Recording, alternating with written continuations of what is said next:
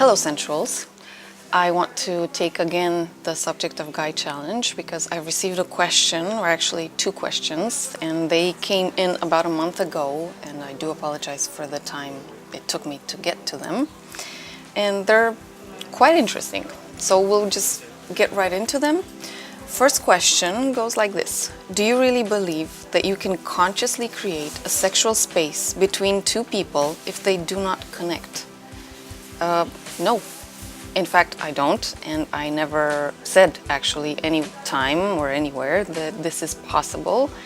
You can still have sex, but it's not the best one ever, and usually people who don't really connect, so they don't feel something mutual, they just have sex fast and that's it, they're over. It's just a physical need that they need to take care of. It's something that they tick and then move on. So it's not the best experience possible.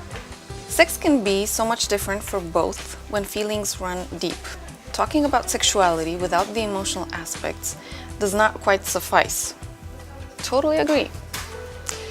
There's only one person that can bring me to the verge of fireworks and extreme pleasure just by being there. All the other encounters can't even begin to match those ones. How can you explain that? Well, I think you're giving yourself the answer, and I've also said it earlier. When you have feelings for somebody, when you have a connection, that's what brings the fire up. That's what intensifies the entire experience. That's why you have sexual intimacy with people for whom you feel something and not just everyone. That's the point. So there's no dilemma here, there's no secret, there's nothing more complicated. If you feel something, yes, you go for it. If you don't, you can still go for it, but nobody will grant you an amazing experience. With all the practice and goodwill, I know for sure that I will never have that sex drive and connection in my entire life, except when I fall in love. Whatever falling in love actually means. Yes, that's the whole point.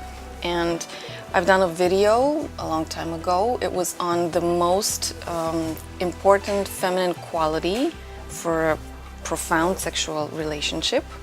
And I actually talked there in extensive about how women open up, but they open up emotionally. So they don't just engage into these encounters without feelings. It's the same for men, perhaps not as intense all the time, but yes, emotions, and exactly what you're talking about here, when you fall in love with somebody, this is what makes the experience uncomparable to everything else. So, totally agree with you here.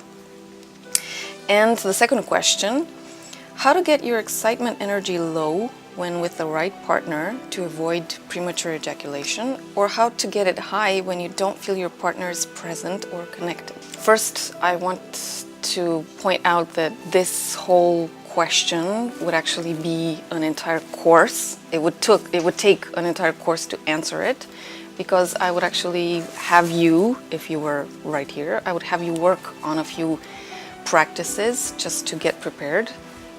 You don't just talk these things out, but for the sake of the Guy Challenge, in very short, breath is what controls everything. And this is actually a big challenge, and that's why I would have you do practices, because the majority of people are not aware of their breath while engaging in intimate moments. So a lot of people just hold on to their breath, they go like, and that's it. And that's not a good idea. So you can ignite, or you can intensify everything by speeding up your breath, but still being conscious of it and actually breathing together and doing a few movements on the inhale and other movements on the exhale together. And that's what will take everything to a higher or to a hotter intensity. And you can slow down your breath. You can even seize movements and just focus on your breath to cool things down. So it doesn't take a genius to do these things, but it does take practice, because we're not used to them and we can get bored. We can just find them too intense and they can consume a lot of energy because they require our focus, and we're not used to that. And last but not least, because there is something here that I want to point out, how to get the energy high if you don't feel your partner's present or connected. There's one more thing here. If a partner is not present, so they're not focused, first of all, you can do anything you like. If they're not able to become present, to focus on what's going on, then there's nothing that you can do about it. There's nothing that you can do to compensate that. So if this person doesn't find the energy to focus there, that's it. And you can make them aware. You can just call it out. You're not present. Are you with me? Of course, you're going to say it in a different way when you're connecting intimately. I'm just pointing out the facts here. And he or she might get upset. Somebody who's not used to being called out on something like this, somebody who's not even aware that their head is wandering who knows where, they'll get angry or they'll get upset. They'll take it personal sometimes. So it might be the first time they hear this, it might not be such a good reaction. If they, on the long run, so not necessarily in that moment, if on the long run you find them not focusing and getting upset when you're pointing this out, perhaps it might be a better strategy to change partner. Somebody's not connecting with you, somebody's not present with you in the intimate moments, then they're not with you, period. So if you want to have sex with somebody who's just thinking of something else or somebody else who knows while having sex with you, that's all fine. In my case, I would strongly encourage you to point it out. And if it doesn't fix on the long run, 2 months, 3 months, however much time you want to give it, then I would consider changing partner. Love or the emotions, they have to be mutual.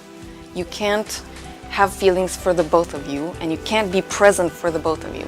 There's something that everybody needs to do there, and it's your partner's internal or inside job to focus. And if they can't do that with you, they might be able to do it with somebody else, or they might just need time to work on themselves, whatever that means.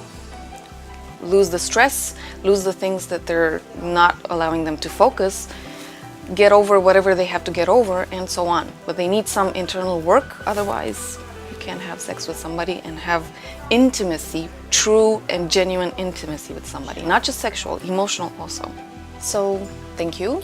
I hope that this helps, and I hope that in the long run you get to come back to find other videos that might also answer different questions. And until then, I hope that you have a very focused and intense sexual life.